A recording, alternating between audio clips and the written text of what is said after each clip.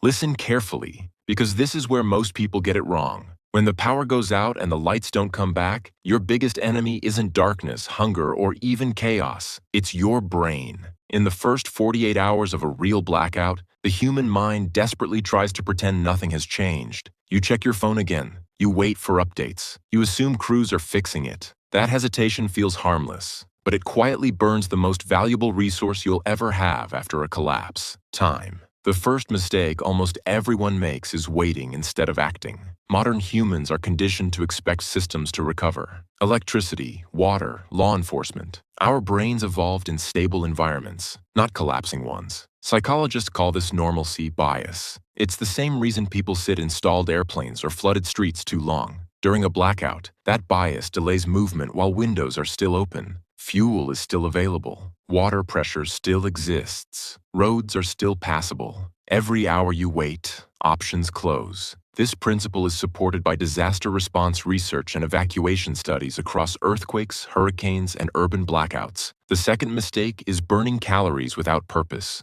Panic cleaning, pacing, arguing, or hauling unnecessary gear feels productive, but it drains glucose, electrolytes, and hydration fast. Your brain alone consumes about 20% of your body's energy. In survival physiology, uncontrolled movement accelerates fatigue and decision failure. That's why trained responders move slowly and deliberately. You don't need to do more. You need to do less, better. Another deadly error is assuming water will keep flowing. Municipal water systems rely on pressure, pumps, and backup generators that are prioritized, but not guaranteed. After major blackouts, contamination risk rises as pressure drops and backflow occurs. Drinking untreated tap water after the first day has caused outbreaks even in developed cities. The rule used by military field manuals is simple. If you didn't purify it yourself, don't trust it. Boiling, chemical treatment, or filtration isn't optional. It's survival math. Then there's the mistake nobody likes to talk about: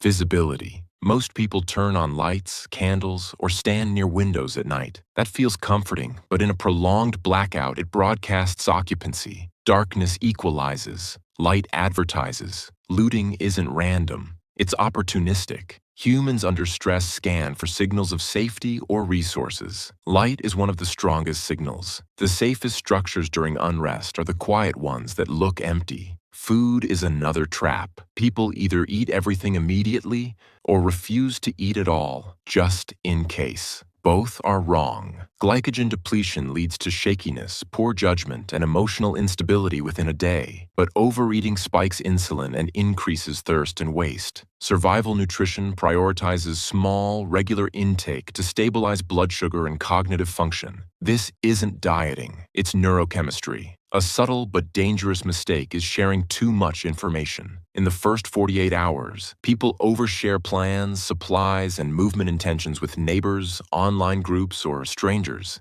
In unstable environments, information becomes currency. The fewer people who know what you have or where you're going, the safer you are. This principle is taught in military operational security and hostage survival training. Finally, the most overlooked mistake is failing to define a leave point. Hope is powerful, but it can trap you.